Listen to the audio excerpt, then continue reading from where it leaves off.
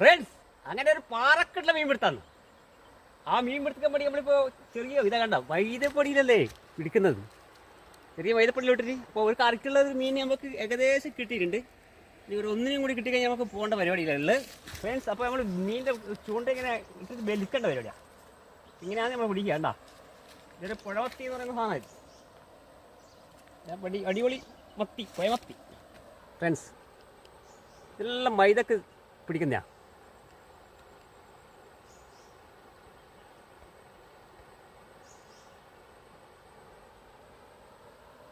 കണ്ടോ ഫ്രണ്ട്സ്,